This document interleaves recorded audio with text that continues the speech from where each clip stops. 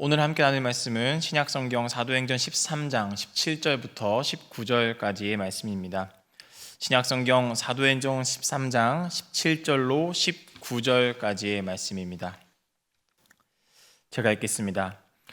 이 이스라엘 백성의 하나님이 우리 조상들을 택하시고 애굽 땅에서 나그네 된 백성을 높여 큰 권능으로 인도하여 내사 광야에서 약 40년간 그들의 소행을 참으시고 가나안 땅 7족속을 멸하사 그 땅을 기업으로 주시기까지 약 450년간이라. 아멘. 오늘은 참으시는 하나님은 이라는 제목의 말씀을 가지고 잠시 하나님 말씀과 마음 나누도록 하겠습니다. 하나님 아버지와 예수 그리스도의 은혜와 평강이 오늘도 저녁 기도회로 하루를 마감하시는 우리 성도님들과 함께 하시기를 주님의 이름으로 축복합니다. 오늘 우리가 읽은 본문은 2주 전 저녁 기도회에서 새 일을 행하시는 실수하지 않으시난이라는 제목으로 제가 전했던 본문의 말씀과 같은 본문입니다. 같은 본문이지만 이 본문 속에 담겨져 있는 하나님의 말씀이 참 많이 담겨 있고 그리고 다양한 메시지가 담겨 있기 때문에 오늘 다시 한번 같은 본문의 말씀을 가지고 하나님의 말씀을 준비해 봤습니다. 지난주 설교에서 바울과 바나바는 비시디아 안디옥이라는 동네에 도착을 했습니다. 그리고 그곳에서 본격적으로 이방인 전도 사역을 시작을 했지요.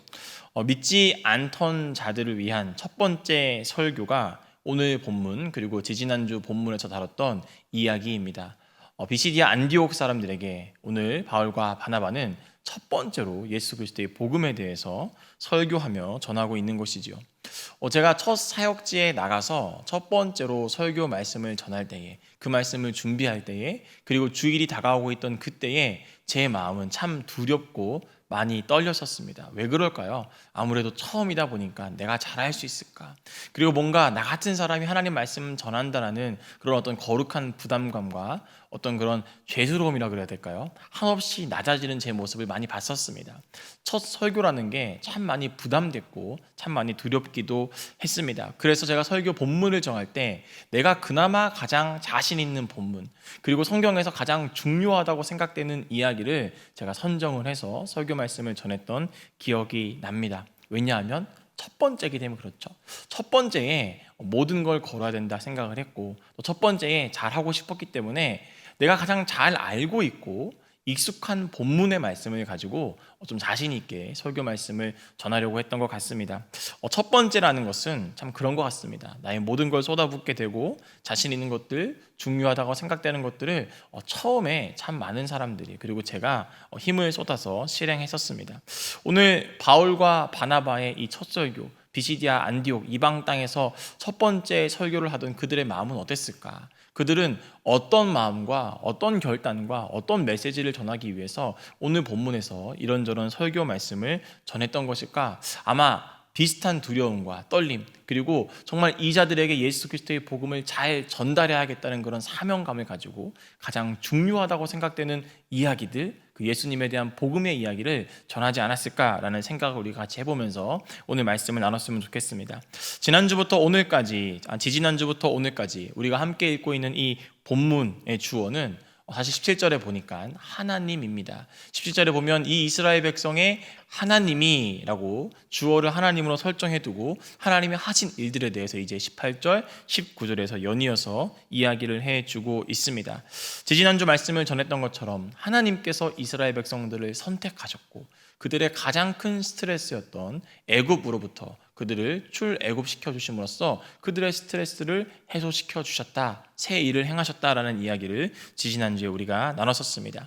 오늘 본문 18절 말씀에 보니까 하나님은 광야에서 40년간 이스라엘 백성의 소행을 참으셨다라고 기록을 하고 있지요. 광야에서 보여주신 하나님의 모습은 어떤 모습입니까? 어떤 하나님입니까? 참으시는 하나님이더라라는 것이지요. 여러분 생각해 보면 광야에서 이스라엘 사람들이 하나님에게 보여준 모습은 거의 대부분 불평과 원망이었습니다. 430년이라는 시간을 애굽에서 노예라는 신분으로 살다가 이제 자유를 얻었음에도 불구하고 나의 공로와 나의 수고가 아니라 전적인 하나님의 은혜로 자유를 얻었음에도 불구하고 그들은 여전히 애굽의 삶을 그리워하기도 했고요. 하나님이 함께 하시는 이 지금의 은혜에 만족하지 못하기도 했습니다. 자기들이 생각했던 자유와 하나님이 허락하신 자유 사이에 너무나 큰 간극이 있었던 것입니다.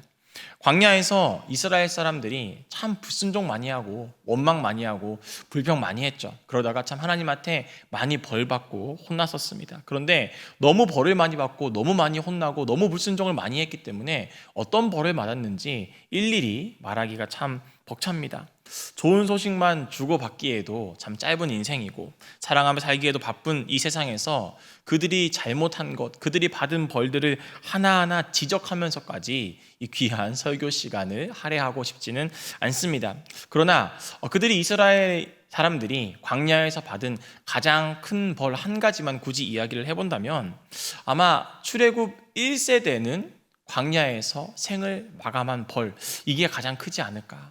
가나안 땅에 들어간 유일한 세대는 출애굽 1세대가 아니라 광야 2세대, 출애굽 2세대가 가나안 땅에 들어가지 않았습니까? 하나님의 전적인 은혜로 출애굽했음에도 불구하고 불순종의 결과로 심지어 모세까지도 가나안 땅을 목전에 두고 가나안 땅에 들어가지 못하는 이 안타까운 벌을 그들이 받았습니다. 굳이 한 가지를 뽑자면 저는 이 이야기를 뽑고 싶은 것입니다. 얼마나 이스라엘 사람들이 광야에서 하나님 말씀 잘 안 듣고 불순종하면서 자기 마음대로 살았으면 하나님이 광야 40년 동안 이스라엘 백성들을 참으셨다. 그들의 소행을 참으셨다. 얼마나 불순종했으면 이런 기록이 성경에 담겨 있을 거예요.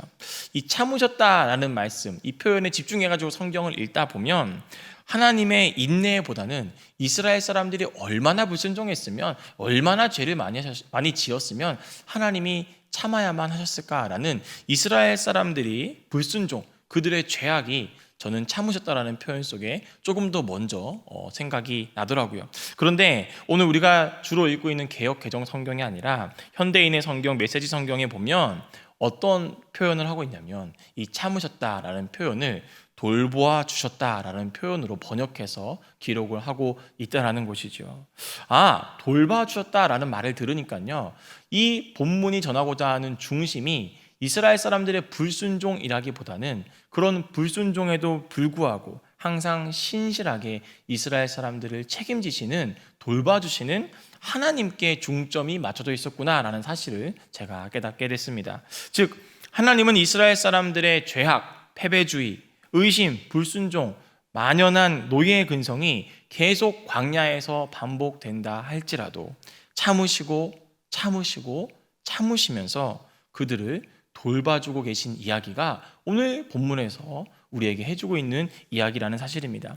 제가 최근 학부모님 한 분께 저희 딸 아윤이가 가지고 놀 수 있는 퍼즐 장난감 하나를 선물을 받았습니다.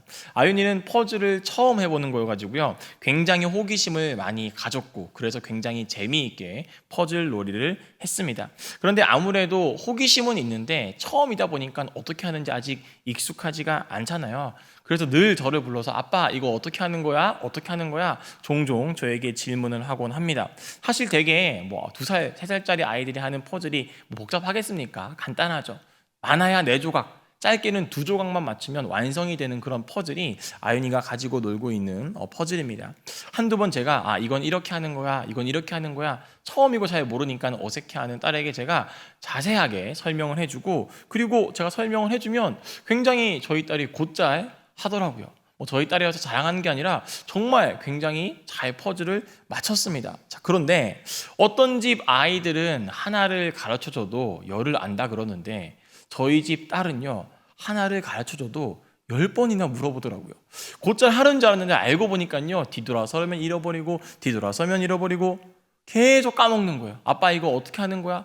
똑같은 문제에 대해서 또 물어보고 또 물어보고 또 물어보고, 저는 자세하게 알려준다고 했는데도 불구하고 계속 저에게 물어보니까 제 머릿속에 이런 생각이 드는 거죠. 왜 이렇게 이해를 못할까? 도대체 몇 번이나 더 설명을 해야 되는 거야? 도대체 누굴 닮은 거야? 나는 아닐 거야. 이런 생각이 계속 꼬리에 꼬리를 물면서 머리에서 떠나지를 않더라고요.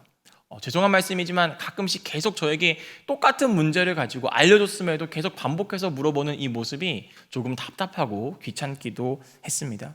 오늘 성경 본문을 보면 하나님이 광야에서 이스라엘 백성들의 소행을 참으셨다라고 기록을 하고 있지요. 그런데 가나안 땅을 향해 걸어가던 이스라엘 사람들의 광야는 몇 년이었습니까? 아니요, 몇십 년이었습니까? 40년이었죠.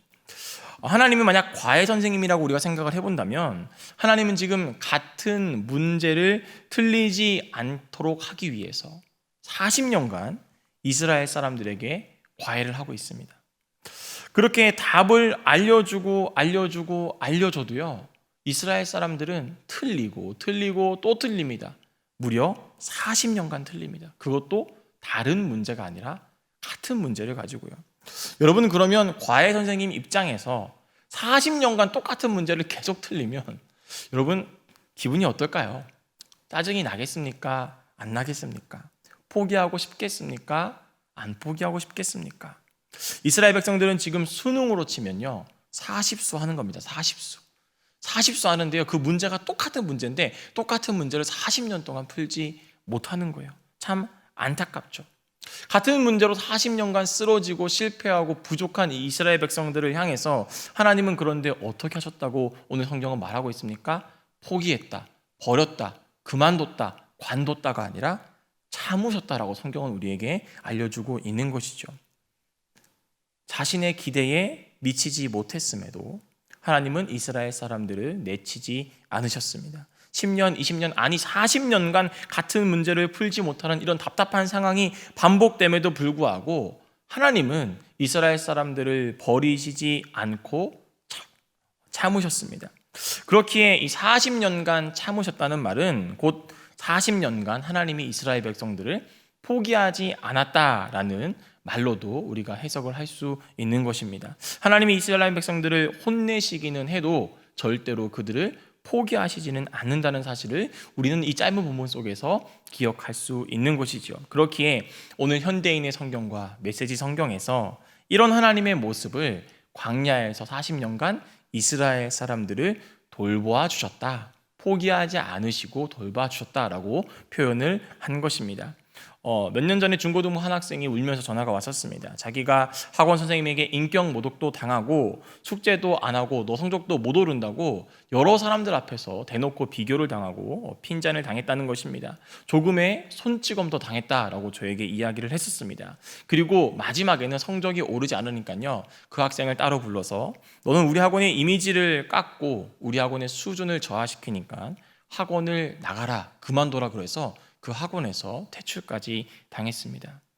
세상은 이렇듯 기대에 미치지 못할 때, 원하는 결과를 내지 못할 때 우리를 기다려주지 않고 아무도 줍지 않는 10원짜리 마냥 우리를 버립니다. 발로 차버립니다. 우리에게 집중하지 않습니다. 기대의 결과를 내지 못하고 원하는 결과를 가져다 주지 못한다면 가차없이 우리의 부족함은 세상에서 버림받게 됩니다. 그러나 오늘 본문에서 하나님은 부족하고 연약하고 같은 실수와 같은 문제를 계속해서 풀지 못하고 넘어지는 이스라엘 백성들을 향해서 어떤 모습으로, 어떤 하나님으로 그들에게 다가가고 계십니까? 참으시는 하나님, 참으시는 모습으로 하나님은 이스라엘 백성들에게 40년 동안 다가가셨습니다. 남들과의 비교 속에서 남들과의 비교 속에서 우리 가족은 왜 그러냐며 좌절하고 있는 우리를 포기하지 않으시는 분이 바로 하나님입니다. 지나온 인생을 돌아보니 모아놓은 것도 없고 남겨진 것도 별로 없고 뭔가 내가 뭐 하면서 살아왔을까라는 허무함과 허전함 속에 살아가고 있는 우리에게 찾아오셔서 아직 내가 네 곁에 머물고 있다, 나는 너를 아직 포기하지 않았다라고 말씀하시는 분이 바로 저와 여러분의 하나님입니다. 세상은 우리를 쉽게 흠집내고 버리고 판단하고 저주할지라도, 우리 인생의 사기를 끊어버릴지라도 그 어떤 상황에서도 우리 하나님은 저와 여러분의 인생을 지지하시고 응원하시며 참아주시고 포기하지 않으시며 우리의 인생을 돌봐 주십니다. 하나님이 이렇듯 우리를 포기하지 않으시기 때문에 오늘의 현실 앞에서 우리는 하나님보다 먼저 내 인생과 내 여러 가지 문제들을 포기해 버려서는 안 됩니다. 여러분 이제 말씀을 마무리하겠습니다. 우리 PPT를 보면서 한번 같이 따라했으면 좋겠는데요. 집에서도 함께 따라해 보겠습니다. 시작. 참으시는 하나님, 포기하지 않으시는 하나님, 돌봐주시는 하나님. 여러분 그렇습니다. 하나님이 성도님들을 포기하지 않으십니다. 하나님이 성도님들의 자녀들을 포기하지 않으시고요. 하나님이 성도님들의 건강과 영과 회사와 가게, 기업을 포기하지 않으십니다. 이 사실을 굳게 믿으시기를 바랍니다. 참으시는 하나님, 포기하지 아니하시는 하나님, 우리를 돌봐 주시는 하나님께서 오늘 이 저녁 말씀의 자리 앞에 간절함을 가지고 나아오신 우리 성도님들의 삶 가운데도 이런 동일한 은혜로 함께하여 주시기를 주님의 이름으로 축복합니다. 우리 시간 첫 번째로 오늘 들은 말씀을 기억하면서 주신 말씀을 붙잡고 함께 기도하도록 하겠습니다. 함께 기도합니다. 시작. 하나님, 왜 나만 겪는 고난이냐고, 왜 우리 가족에게 이런 일이 일어나냐고, 때로는 하나님께 받은 은혜보다 내게 없는 한 가지 때문에 하나님을 원망했던 저의 모습을 회개합니다. 이스라엘 백성들이 원망하며 하나님께 불순종했던 그때에도 하나님은 신실하게 그 자리에서 참아주고 계셨던 것을 기억합니다.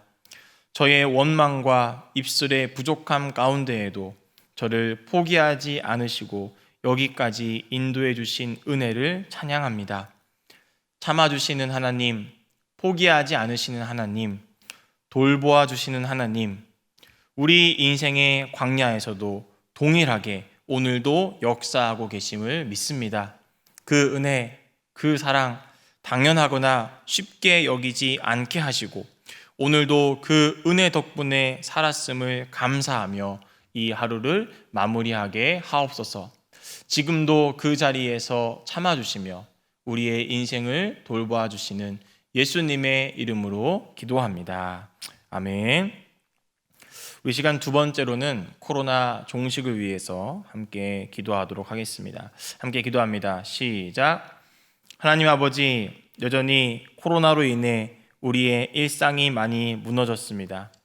그러나 주님, 넘어진 자리에 가만히 있지 않게 하시고 믿음과 소망을 가지고 어서 이 자리에서 일어나 주님이 허락하시는 새로운 일상과 은혜의 기념비를 세워가게 하시옵소서. 하루빨리 백신이 개발되고 성숙한 예방 문화가 정착되어 코로나가 종식되게 하시고 코로나와 각종 질병으로 고통받는 이들이 속히 나음을 입게 하여 주시옵소서. 코로나라는 어려운 상황 속에서만 주실 은혜가 있을 줄 믿사오니 때를 따라 도우시는 은혜로 모든 성도님들을 안전하게 지키시고 은혜로 견디며 일어서게 하옵소서. 우리를 향한 가장 좋은 길을 준비해 두신 예수님의 이름으로 기도합니다. 아멘. 우리 시간 마지막으로는 각자의 기도 제목, 가정의 기도 제목을 두고 간절히 기도하시다가 저녁 기도회를 마무리하도록 하겠습니다. 함께 기도합니다.